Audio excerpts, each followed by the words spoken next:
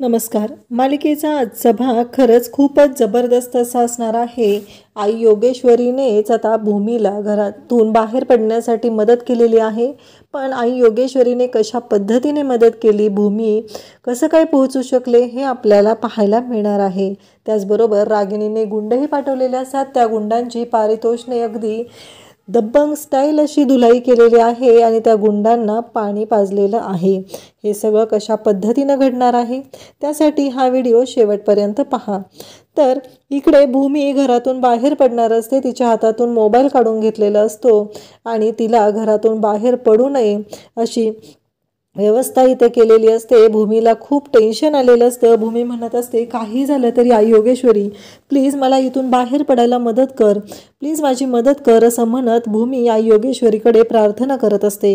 परंतु भूमीला कोणताच मार्ग दिसत नसतो, कारण निलंबरीने तिला रूममध्ये कोंडलेलं असतं आणि त्याचबरोबर रूमची कडी बाहेरून लावलेली असते आणि त्याचवेळी भूमीचा मोबाईलही काढून घेतलेला असतो. हे सगळं घडत असतं. पण इकडे पारितोष मात्र वाट बघत असतो. पेपर्स तयार केलेले असतात आणि पारितोष तिथे कोपऱ्यावरती वाट बघत थांबलेला असतो. भूमी अजून काय येत नाहीये हा प्रश्न पारितोषला पडलेला असतो. परंतु इकडे पारितोषने मात्र विचार केलेला असतो की अजून भूमी का आलेली नाही. म्हणून पारितोष भूमीला फोन लावतो. भूमीचा फोन लागतो, रिंग वाजत असते, पण भूमी काही फोन उचलत नाही. आणि जेव्हा भूमी फोन उचलत नाही तेव्हा पारितोषलाही टेन्शन आलेलं असतं. असं काय झालेलं आहे, नक्की भूमी फोन का उचलत नाहीये हा प्रश्न पारितोषला पडलेला असतो. त्याचबरोबर आपल्याला पाहायला मिळतं की इकडे आता निलंबरी लाडू खात बसलेली असते आणि ती पाहते तर काय, तिच्या फोनवरती पारितोषचा फोन भूमीच्या फोनवरती पारितोषचा फोन येतोय. हे पाहून निलंबरी म्हणत असते की हा कशाला फोन करतोय, नक्की काय प्रॉब्लेम आहे असं म्हणत असते. आणि तेवढ्यात ती म्हणते की आता फोन सायलेंटच करून टाकते. एकदा का फोन सायलेंट केला की मग प्रश्नच मिटलेला आहे, काही गरजच नाही आहे, हे सगळं ती बोलत असते. त्याचबरोबर आपल्याला पाहायला मिळतं की इकडे पारितोष भूमीला फोन लावतो, पण भूमीचा फोन काही लागत नाही आणि त्यामुळं आता या सर्व गोष्टी घडत असतात. इकडे भूमी मात्र दरवाजा वाजवत असते. भूमीला कळतच नसतं की पुढे काय होणार आहे, कशा पद्धतीने या सगळ्यातून मार्ग काढायचा आहे. या गोष्टींचा विचार भूमी करत असते. इकडे भूमीला काही करून आकाशच्या जवळ पोहोचायचं असतं. इकडे रागिणी मात्र जाम खुश झालेली असते. तिने चांगली जरीची साडी नेसलेली असते. पौर्णिमा तिथं आलेली असते आणि पौर्णिमा म्हणत असते की आई किती गोड दिसताय तुम्ही, अगदी लक्ष्मीसारखं दिसताय. आणि त्याचवेळी रागिणी म्हणत असते की कसं आहे, लक्ष्मी येणार आहे ना, मग लक्ष्मीला पण वाटलं पाहिजे की लक्ष्मी तिच्या घरी येते म्हणून एवढी तयारी केलेली आहे. हे सगळं ती बोलत असते. त्याचबरोबर आपल्याला पाहायला मिळतं की रागिणीच्या डोक्यात विचार चालू असतात. रागिणी म्हणत असते की काहीही झालं तरीही मला या सगळ्या गोष्टी आपल्या मर्जीप्रमाणे व्हायला हव्या आहेत. तेव्हा इकडे पौर्णिमा म्हणते, आम्ही तुझी जरी तयार झालो तरी आमच्या तिघींपेक्षाही तुम्ही वरचढ असणार आहात, तिघींपेक्षाही भारी दिसत आहात.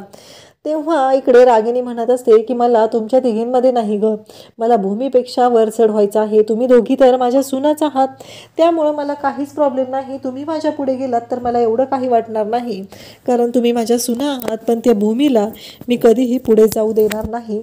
हे सगळं रागिणी बोलत असते. रागिणीचं वारंवार असं म्हणणं असतं की काहीही झालं तरीही आता या सगळ्या गोष्टी आहेत त्या माझ्या मर्जीप्रमाणे झाल्या पाहिजेत, एवढंच रागिणीच्या डोक्यात असतं. भूमी म्हणत असते की आई योगेश्वरी प्लीज तू काहीतरी कर, कारण काहीही झालं तरी तुलाही तेच वाटतं ना की सगळी प्रॉपर्टी आत्यांच्या घशात जाऊ नये. जे आकाशच्या हक्काचं आहे ते आकाशला मिळालंच पाहिजे असं भूमी बोलत असते आणि आई योगेश्वरीकडे प्रार्थना करत असते. भूमीला कळत नसतं की या सगळ्यातून कसा मार्ग काढायचा आहे. हे सगळं भूमीच्या डोक्यात सुरू असतं. हात जोडून भूमी विनंती करत असते. आई योगेश्वरीला म्हणत असते काहीही झालं तरीही आत्ता सगळ्या या गोष्टीतून मार्ग काढणं खूप महत्त्वाचं असतं आणि भूमीला हेच कळत असतं.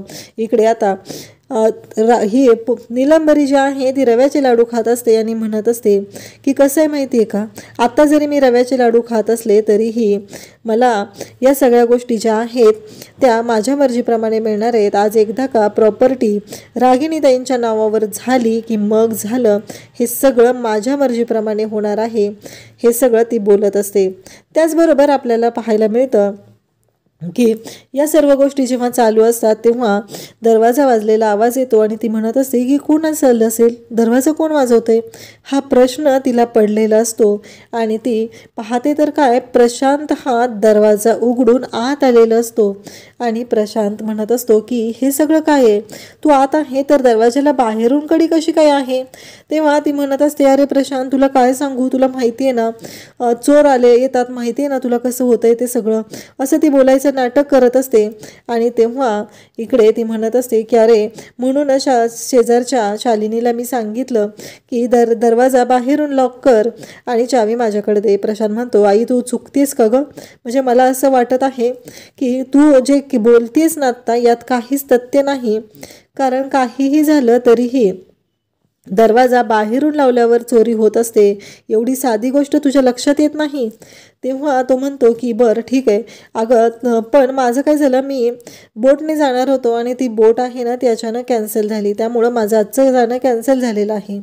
आणि इकडे निलंबरीला धक्का बसतो. निलंबरी म्हणते की अरे मला खूपच त्रास होत आहे, तू आत्ताच्या आत्ता जाऊन माझ्यासाठी गोळी आणतो का. तेव्हा मात्र इकडे निलंबरी असं म्हटल्यावर तो म्हणत असतो की अगं ऑनलाईन मागवतो ना मी. तेव्हा ती म्हणते की एक गोळी काय ऑनलाईन येणार आहे, कशी मागवणार तू एक गोळी ऑनलाईन, हा प्रश्न पडलेला असतो.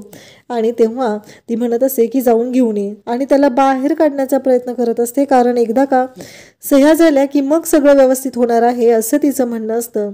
परंतु प्रशांतने येऊन गोंधळ घातलेला आहे हे तिच्या लक्षात आलेलं असतं. तिचं असं म्हणणं असतं, एकदा का ह्या प्रशांतने जर भूमीला बाहेर काढलं तर ती रागिनी माझा जीव घेईल, हे सगळं ती बोलत असते.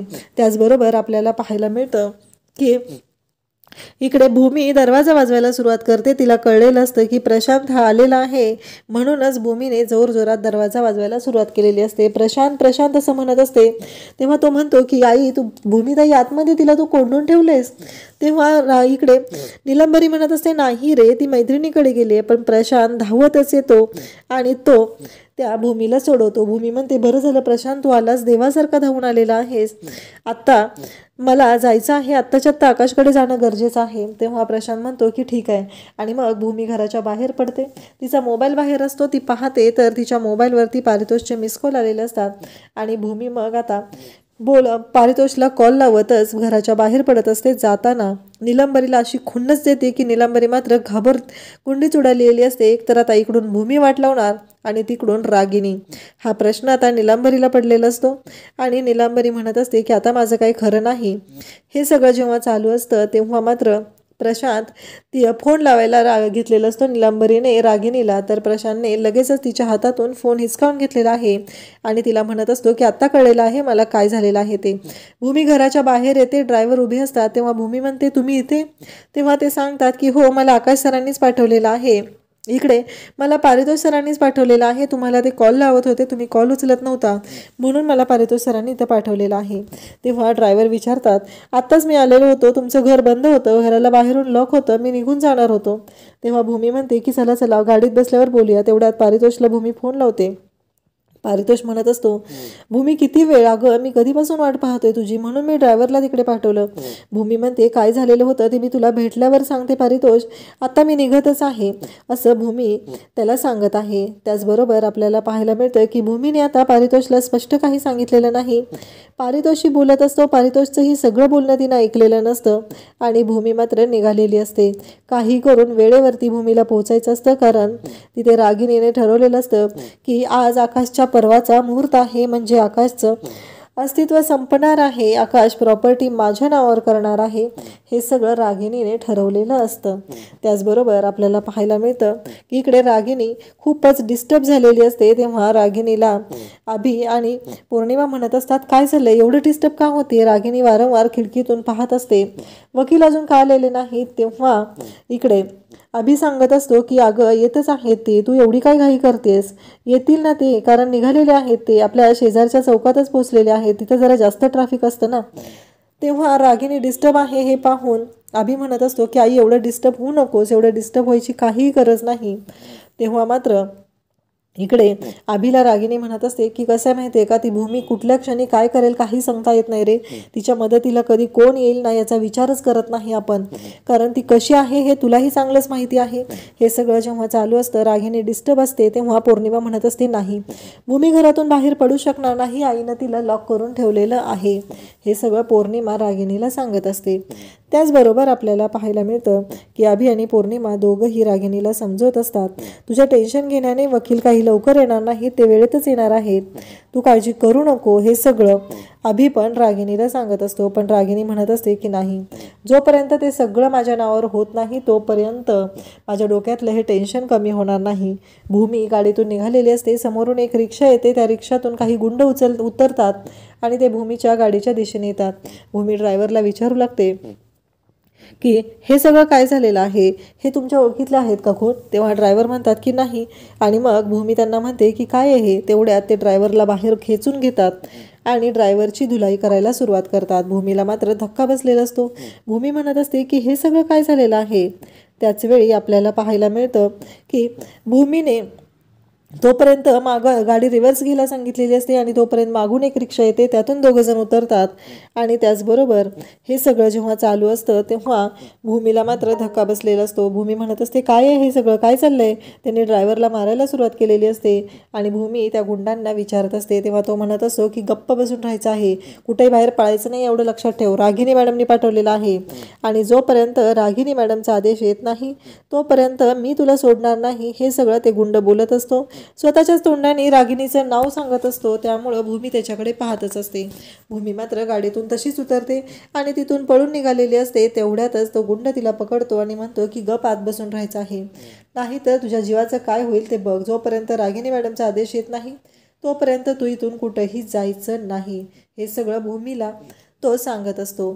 त्याचबरोबर आपल्याला पाहायला मिळतं की भूमी त्याला म्हणत असते की मला जाऊ द्या, पण तो गुंड काही ऐकायला तयार नसतो. शेवटी भूमी गुपचूप येऊन गाडीत बसते. भूमी म्हणत असते की आता काय करू. तिला आठवत असतं रागिनी तिला म्हणालेली असते की आज सगळी प्रॉपर्टी माझ्या नावावर होणार आहे आणि आज आकाशच्या पर्वाचा अंत होणार आहे. हे सगळं ती बोललेली असते. भूमीला आठवत असतं. भूमी विचार करत असते आणि त्याचवेळी भूमीला आवाज येतो, कुणीतरी आलेला आहे. आणि मग भूमी पाहू लागते तर पारितोष आलेला असतो आणि पारितोष त्या गुंडांची धुलाई करत असतो. भूमी पारितोषकडे पाहत असते. पारितोषने आता त्या गुंडांची धुलाई करायला सुरुवात केलेली असते. सुरुवातीला ब्लेझर काढून ठेवलेला आहे, चष्मा काढून तिथे ठेवलेला असतो आणि मग तर त्या गुंडांना मारायला सुरुवात करत असतो. ते गुंड पण पारितोषच्या अंगावरती धावून जात असतात आणि ते भूमीचं रक्षण करण्यासाठी आई योगेश्वरीने पारितोषला पाठवलेलं असतं आणि पारितोष भूमीचं रक्षण करण्यासाठी तिथे सज्ज झालेला असतो.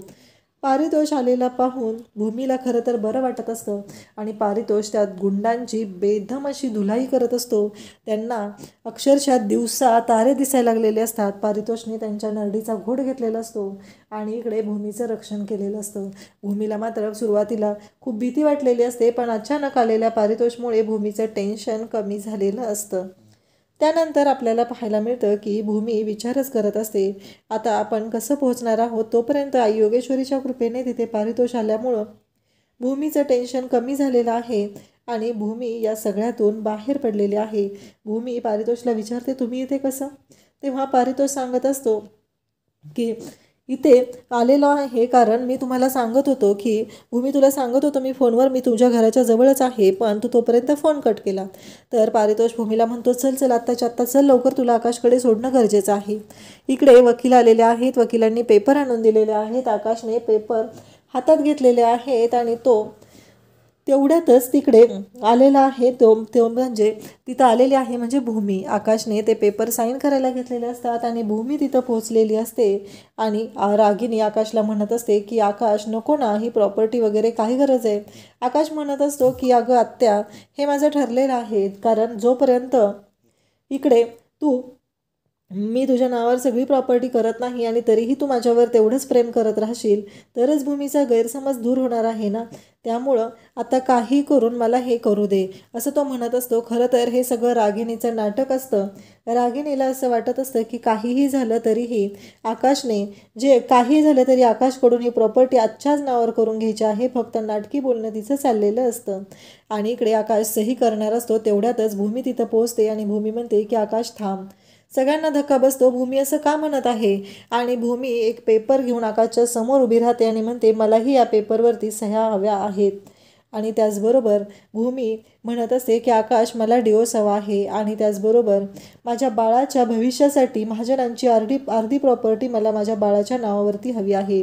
आणि त्या क्षणी रागिणीचा बँड वाजतो, कारण एवढं सगळं जुळवून आणलेलं असतं आणि नेमकी माशी शिंकली की काय असं रागिणीच्या बाबतीत झालेलं असतं. आणि रागिणी जी प्रॉपर्टी नावावर करून घेण्याची जी इच्छा असते ती अर्धवट राहिलेली असते, कारण तिथं पोहोचलेली असते ती म्हणजे भूमी. आणि भूमीने जेव्हा आकाशला अर्धी प्रॉपर्टी मागितलेली असते, डिवोर्स पेपरवरती सह्या मागितलेल्या असतात आणि तिथेच आता सगळा गेम पलटलेला असतो. आणि मग भूमी रागिणीच्या समोर जाते आणि म्हणते की आता 6 महिने तरी तुम्ही ह्या प्रॉपर्टीतलं काहीही घेऊ शकत नाही, कारण ते माझ्या बाळाच्या नावावर होणार आहे. आणि त्याचबरोबर तुमच्या लक्षात येत नाही, पण एक गोष्ट लक्षात ठेवा, त्या 6 महिन्याच्या आत मी तुम्हाला या घराच्या बाहेर काढणार आहे. असं म्हणत भूमी बाहेर निघून जाते. आकाशकडे ती पाहत असते. आकाशलाही धक्का बसलेला असतो की भूमीने हे सगळं काय केलेलं आहे. आणि त्याचबरोबर भूमीने ते पेपर जाताना फाडून रागिणीच्या तोंडावरती फेकलेले असतात. आणि प्रॉपर्टी पेपर रागिणीने जे बनवून घेतलेले असतात ते पेपर फाडून आता रागिणीच्या तोंडावर फेकून भूमी तिथून निघून जाते. भूमी जेव्हा बाहेर येते तेव्हा मात्र रागिणी पण तिच्या मागे आलेली असते. आणि रागिणी भूमीला म्हणत असते, तुला काय वाटलं, जिंकलीस तू. तेव्हा भूमी म्हणत असते की असाच एक डाव जिंकणार आहे आणि एक दिवस आकाश हाताला धरून घराच्या बाहेर तुम्हाला काढणार आहे, हा माझा शब्द आहे. तेव्हा रागिणी म्हणत असते की आकाशने तर तुला घराबाहेर काढलेलं होतं. तेव्हा भूमी म्हणते की आकाशने मला घराबाहेर काढलेलं नाही, तर मी माझ्या मर्जीने घर सोडलेलं होतं, पण आकाश तुम्हाला मात्र धक्के मारत घराच्या बाहेर काढणार आहे. हे म्हणता क्षणी रागिणीचा पारा चढलेला असतो. रागिणी भयानक चिडलेली असते आणि रागिणी ही भूमीवरती हात उचलणार तेवढ्यातच भूमीने रागिणीचा हात पकडलेला आहे आणि जणू काय मोडून टाकलेला आहे असं रागिणीचं तोंड झालेलं आहे. अशाच अपडेटसाठी चॅनलला सबस्क्राईब करा. थँक्यू.